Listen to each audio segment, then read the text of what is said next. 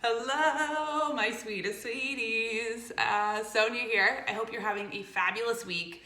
But today I want to talk to you about one of the problems that I see plaguing the self-help world all the time, which is called Namaste Abuse.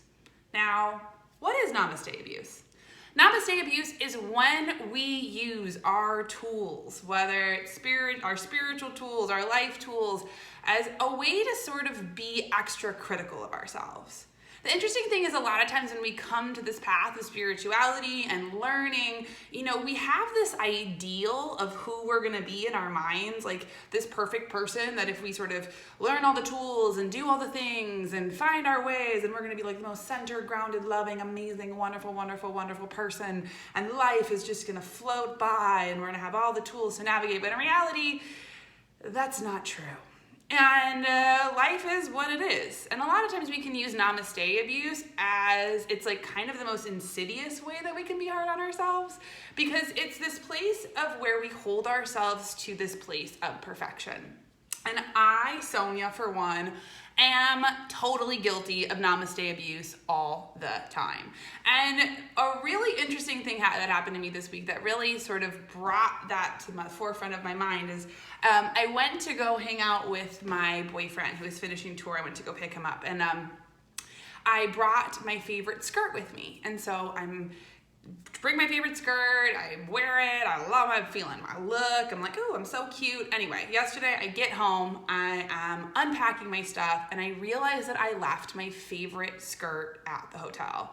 So my first inclination is, all right, I'm gonna call the hotel, there's always a solution, and of course the hotel's like, we don't have it. And I'm like, yes, you do, you totally have my skirt. And they're like, nope, we don't, sorry. And it was interesting because, first of all, it's a skirt. It's not a big deal. But I am somebody who struggles with organization. I am always somebody who's been kind of all over the place. And as a kid, when I was in French school, I saw this so much because I was taught to write with a fountain pen, and from a very young age, and I was the kid who had ink all over my face and all over my clothes and all over my desk, and everybody sort of always had their stuff together. And how I sort of internalized that of this place of I'm a mess and I'm constantly a mess. And so when these places where I, work really hard and trying to be organized, I try and be grounded, but when these little things sort of happen, sometimes it can sort of get that place in me, that deep place in me that really believes that not only am I messy, but that I'm all over the place and that it's something that I'm always going to struggle with. And, the thing about not only spirituality, but also just in life is that we've really grown up in this system that doesn't allow us to make a lot of mistakes. And I find that this happens a lot, even when we're starting to learn how to tune into our intuition. A lot of times my clients ask me, well, how do I know if I'm right or wrong? And the interesting thing is it's not about right or wrong, good or bad. It's about what feels true. And a lot of times we feel that when we make mistakes, that we're gonna be punished. Whether it's by the universe, whether it's by ourselves, whether it's by other people. And when we're in this place of feeling like we're gonna be punished, then a lot of times it sort of puts us into this squeeze in which we're not allowed to make any sort of mistakes and be messy. And spirituality sometimes can have this idea, create these lofty ideas of who we're gonna be if we sort of incorporate all of these tools. When in reality, our tools just help us to navigate life, help us to navigate our relationship, help us to navigate our boundaries. And it's not about being this perfect person, but about being a real, authentic person who is messy and all over the place and sometimes leaves skirts places, even though I was super bummed about it. So the first thing that I had to do and really notice was giving myself enough space to even be aware that I was being hard on myself. Because I was not that aware of it, and how me being hard on myself in this place of just me shaming myself, and how when I shame myself, there's a part of me that feels like it's a good motivator. If I shame myself, then the next time I'll do better. But in reality, when we shame ourselves, we just feel worse, and we feel kind of all over the place, and we feel like we're never gonna get it together. At least that's how I felt. And in reality, for me, it was this place in actually starting to slow down. And first of all, of really practicing some emotional first aid. So recognizing where I'm at. Like I've said, I'm in this new place. I'm sort of ungrounded. I'm getting my bearings. But those are the places too where I can actually be harder on myself because I am not that grounded. So second of all, of just being compassionate with myself and just being kind to my sweet, sweet spirit. Another thing that I really love to do, what I talk about all the time, is just putting one hand on my heart and one hand on my belly and just starting to breathe and send myself some love. The thing is that a lot of times we aren't that fluent in our language of how we need to be reassured. Everybody receives reassurance differently. Some people it's words of affirmation, some people it's physical touch. Sometimes it's just needing to get grounded and taking some time to go within.